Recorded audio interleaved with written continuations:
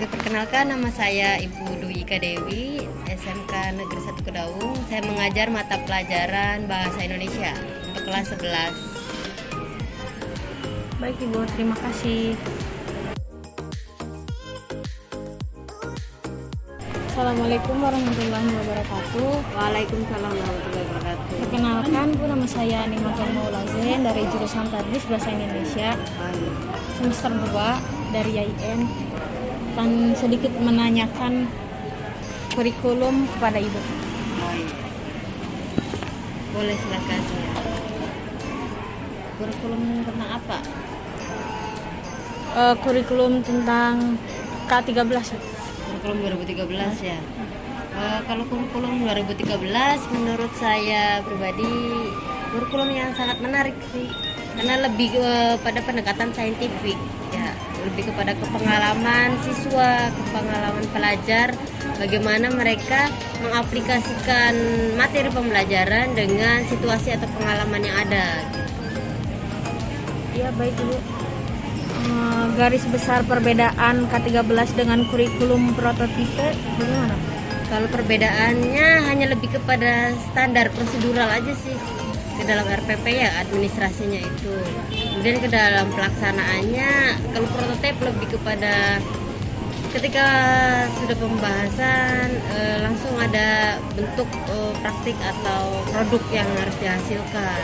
Sedangkan kalau dalam kurikulum yang 2013 itu penting anak bisa memahami materi yang ada, kemudian bisa mengevaluasi dan berhasil anak itu bisa mencapai KKM, itu sudah termasuk berhasil lah indikator atau KD yang diampu.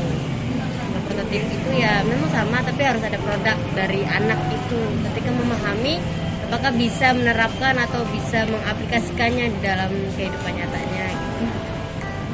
Seperti itu. Hal apa saja yang Ibu harus dievaluasi dalam pembelajaran K13? Evaluasi dalam K13 menurut saya lebih ke karakter ya, lebih kepada penilaian sikap atau apa namanya, psikomotorik ya. Penilaian psikomotorik itu ranah untuk indikator penilaiannya terlalu banyak terlalu ribet, jadi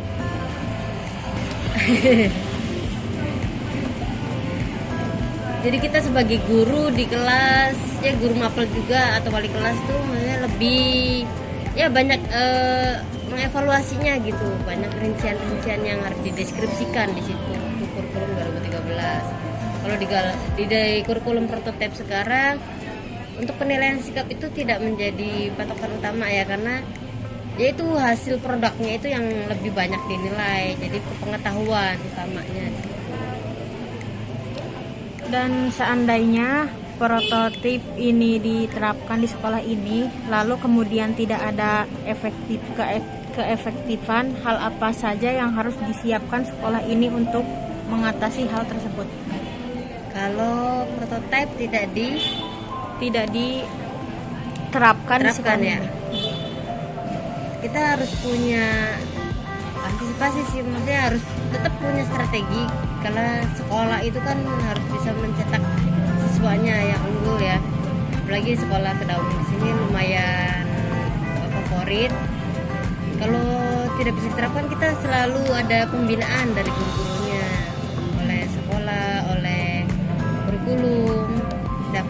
Setiap 6 bulan sekali juga kita ada pembinaan. Jadi kalau guru yang belum bisa melaksanakan itu dibimbing oleh sekolah dan menyesuaikan kurikulum, karena tiap pengembangan kurikulum selalu ada di sini. Jadi insya Allah tidak ada sih kalau di sekolah Kedaung. Jadi selalu update, selalu mengikuti perkembangan.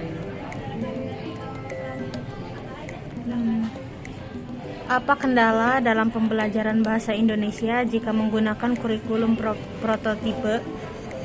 Kendalanya dalam mapel bahasa Indonesia ya, kendalanya tuh lebih ke penyesuaian aja ke karakter anak ya.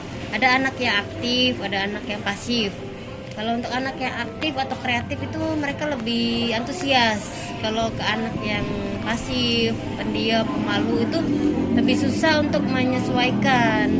Kadang untuk berkelompok aja mereka masih suka malu-malu, masih nyari-nyari mana kelompok saya, mana teman-teman saya. Jadi nunggu dipanggil dulu, nunggu diajak sama teman-temannya, paling di situ sih. Kalau untuk materi pembelajaran ya ketika diarahkan mereka sudah alhamdulillah paham gitu, hanya ke karakter aja gitu, sikap mereka yang pemalu, yang pasif itu kendalanya di situ sih dalam pembelajarannya. Jika dikasih pilihan, Bapak atau Ibu lebih memilih K13 apa prototipe? Kalau berdasarkan, kalau membandingkan ya lebih enak ke yang prototipe sih. Kita sebagai guru juga lebih dimudahkan, lebih ya mengikuti ke perkembangan juga gitu. Apalagi SMK ya, SMK kan memang anaknya itu harus diciptakan selesai dari sekolah bisa gitu. Jadi sesuai dengan jenjang.